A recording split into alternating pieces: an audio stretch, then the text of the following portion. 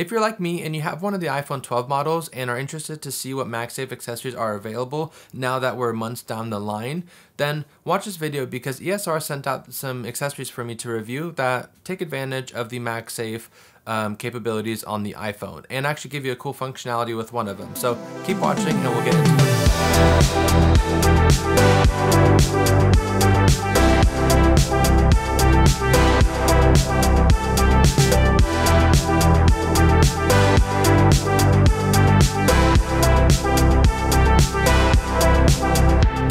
Now, if you're new here, my name is Armand. I make tech videos every week around the tech I use on a daily basis, and I try to give you a honest, consumer-like opinion. So if it sounds interesting to you, then smash that like button and consider subscribing to help out the channel. Now, I'm going to skip the unboxing for everything because that's not really important with these types of products. What matters most is the product itself. And with the cases, there's some good and there's some bad. So we'll jump into the cases first. Now, when it comes to the case, we have this clear case here first, and that one basically is, you know, your typical clear case. It does seem like it protects the edges pretty good in the corners, so you don't really have to worry about the protection aspect of it too much. And overall, the cutouts and everything and the button layouts, they're all perfect, and you don't have to worry about any interference with any chargers or with just pressing the power button and the on and off switch for the volume, as well as the volume buttons itself. And the camera cutouts are perfectly cut out, and you don't have to worry about any interference when you're taking photos. All good things aside with this case, I do have a little bit of a problem, and I did reach out to my contact at ESR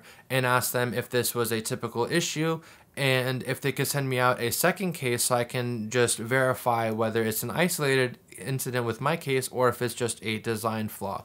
Now, I also gave this case, my phone basically, to my girlfriend to hold and to see if she noticed the same problem, and she didn't. So I don't think it's going to be something that everyone will notice. I think if you're kind of nitpicky about cases, then you will probably notice this. But essentially, on the sides of the phone, when you squeeze it, you can kind of feel a little bit of like air or a little bit of space. And once you use the case more and more, it doesn't become as present. I guess it kind of sticks to the sides a little bit, but at first you will notice that. So that's something that I noticed and that bothered me a little bit, and when they sent me the new case, I still noticed the same problem. So just keep that in mind. But overall, the case is relatively good quality, and I was using mine on and off for a few weeks, and it did start to yellow a little bit, not drastically, but with the new case, I got to compare and actually did notice a little bit of yellowing. But overall, with the color of the phone, as you can see right here, it seems pretty good. There's not too much of an interference there, but do keep in mind that this case does yellow. Now, when it comes to the silicone case, that case has a nice feel to the hand, and it feels very snug on the phone, similar to this one, but it doesn't have that kind of airy feel on the sides. And there are some bad things about that case as well, and that comes with some of the rubbery inserts, like around the camera is very loose and very rubbery, and as well as the charger, the little slippet that goes over the charger area, that one is kind of loose. But overall, it doesn't seem like it's going to be an interference with you using the case, but if you swap the cases constantly like I do, then it might loosen up even more over time. And overall, with that case, the drop protection may not be as good as a clear case, but the grip of it basically helps you not to drop it as much. And when it comes to clicking the buttons and all the layouts and all the cutouts, you don't have to worry about anything because it's cut out perfectly and it lines up with the speaker as well. And when it comes to using the MagSafe magnets with these two cases, I had no issues. They work perfectly.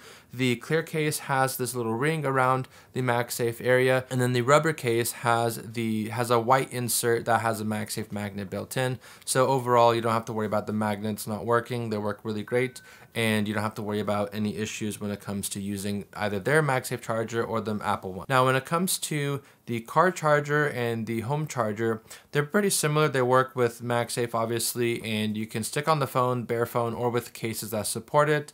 Obviously, if a case does not support MagSafe, then you can try to use one of those magnets and slap it on there and see if that works for you. But when it comes to charging speed and everything like that, I have no complaints. It doesn't work as fast as some of the other chargers out there, like the ones made from Apple, obviously, but when it comes to just using them, they work good enough, especially in the car. The only complaint I have with the car charger is that because of its bulkiness and the way my car is, I have a Mazda 6, when you put on the air vent, it kind of covers up the screen a little bit. So that was a little bit of an issue for me, but obviously every car is different, so not every car will have that problem. and I could technically just get the one for the dashboard and that will solve my problem there. But that is something that to keep in mind. If your air vent is close to the screen on your car, then it's going to be a little bit bulky, and especially if you have the 12 Pro Max, it's going to probably cover up the screen a little bit. Basically, keep that in mind if that will bother you or not. Now, when it comes to just plugging in the charger accessory, then it works perfectly fine. It has actually detachable USB Type-C cable, which is really nice to see there. It also gives you an extra cable to use for your iPad if you're not going to be charging the actual iPhone in the car and you want to charge your iPad instead. That works beautifully there. And when it comes to the MagSafe charger, they call it the HaloLock charger for the home. It has a kickstand built in, which I think is a great innovation on the MagSafe charger. And also the cable is long enough for you to use and not be stuck by your bedside. Apple wanted you to be able to use your phone while you're charging your iPhone 12 with the MagSafe charger, but they forgot to make the cable longer so that way you can actually use it in your bed and turn over. And also the kickstand is a really nice feature because if you're going to be charging your phone on your desk, you can just basically either play a video or whatever you want and have it basically just charging on your desk at a distance. Also, if you use a kickstand, you can kind of use it as one of those pop socket things to kind of stabilize the phone in your hand and hold it while it's charging. So that's something to keep in mind. And also, the cable is detachable from the puck of the charger, which I think is great, and I wish Apple did that as well. One other thing is you can also use that USB Type-C cable for something like your iPad. So it's a very multi-purpose type of product. So yeah, in recap, I just wanted to say when it comes to the cases itself, I wouldn't recommend them particularly because they're a little bit, they're like $20 or more, and I think some of the design flaws and the yellowing of the clear case is a little bit of an issue for me. I would say the clear case is nice, and if you don't mind it yellowing over the course of like a 3-4 month period, then it's probably going to be worth it. It protects the phone pretty well, and the MagSafe charger works well, and it's going to be cheaper than the Apple case, and that one yellows too, so you can save a bit of money and enjoy this case instead of spending like $50 and getting a case that'll yellow and not protect your phone as much as this one will. But when it comes to the MagSafe charging accessories, I think these are really great. I think that the stability of the MagSafe car charger is great, and it has a little like extra leg so that way it can stabilize it with the air vent, and I think that's fantastic. And when it comes to the MagSafe charger to use inside your house, that one is really great as well because it actually just just takes the MagSafe charger and just takes it to the next level, and basically what I think Apple should have made the MagSafe charger. So those are my recommendations. Obviously ESR did not have any input on this video, and they didn't have any control over the content of this video or my opinions. They just sent me out these products to check out and review on my channel. So if you found this video helpful or useful in any way, then consider liking and subscribing because it does help out the channel a ton.